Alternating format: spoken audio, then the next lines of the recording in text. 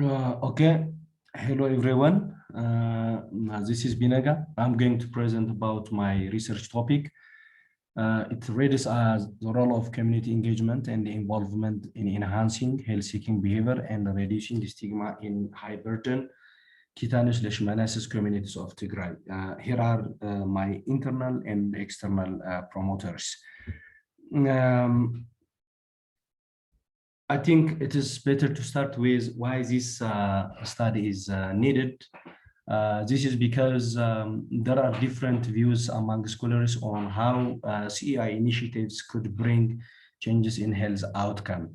So let me start with scholars whom they advocate for the positive outcomes of CEI by mentioning the following points. The first one is it increases people's autonomy over healthcare matters through empowerment.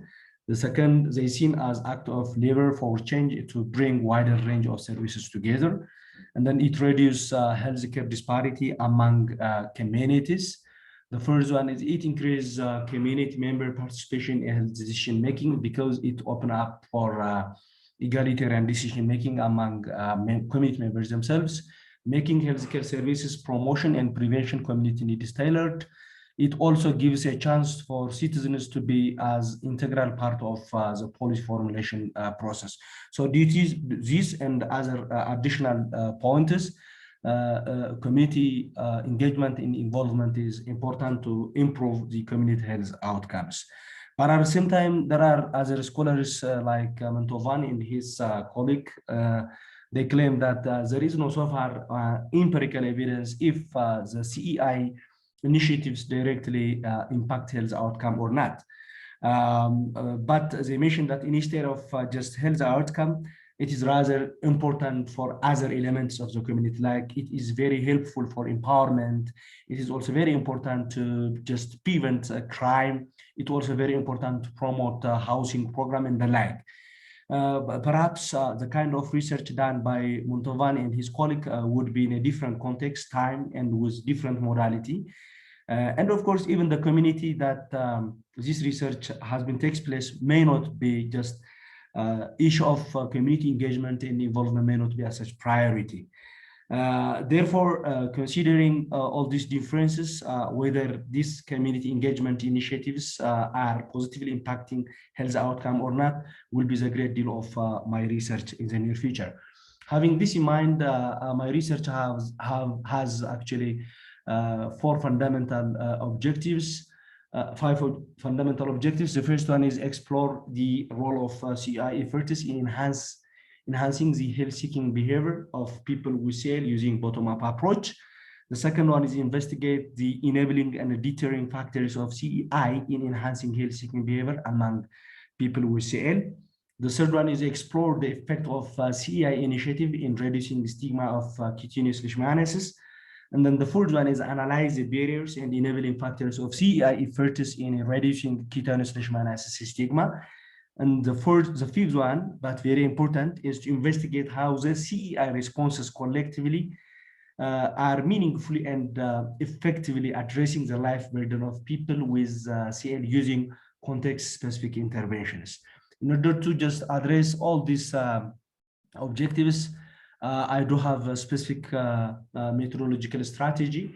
The first is the design, which is, this is a pure qualitative research because qualitative research gives me, or it will gives me a chance to discover and to just have a very depthful information about the issue, about the people that I'm going to deal with. In terms of perspective, this is exploratory in its nature because the research that I'm working in is not well researched in the Tigray context. And in terms of approach, I'm going to follow ethnographic approach with realist type of ethnographic approach. This realist type of ethnographic approach is very important, and because it will give me the chance to examine how CL and the people with CL are understood in the local community by examining the objective and the subjective lived experiences of both the people themselves with CL and the community, the entire community. The target population is will be the people we see themselves, community advisory group established in the study area, healthy extension worker, members of the community in the three study areas of Tigray, which important to mention in three districts of Tigray, in Ba'alaja, Doga Temben, and so Hasasa, with purposefully selected 6 villages. So the participants will be selected purposefully by just satisfying certain criteria in order to just, because this is very important to gain the lived experience of the people. So these specific selection criteria are developed to select the participants in a purposeful fashion. And of course, considering the iterative nature and data saturation as guiding principle of qualitative research, preliminary findings will help me to inform to the ongoing research, and will help me also to design further community engagement and involvement initiatives and intervention in order to improve the health-seeking behavior of these people and to reduce the ketone/leishmaniasis stigma. Tools and instruments, I'm going to use different tools and instruments. The first one is the in-depth interview with semi-structured interview guidelines. And then this is going to be takes place in 2 modalities. The first one is the cognitive interview. The second one is the introspective self-reflection method.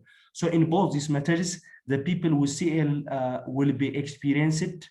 I'm encouraged to share their first-hand experience by just narrating their lived experience, by just sharing their untold and forgotten painful experiences openly with sort of empowerment strategy. The second one is focus group discussion.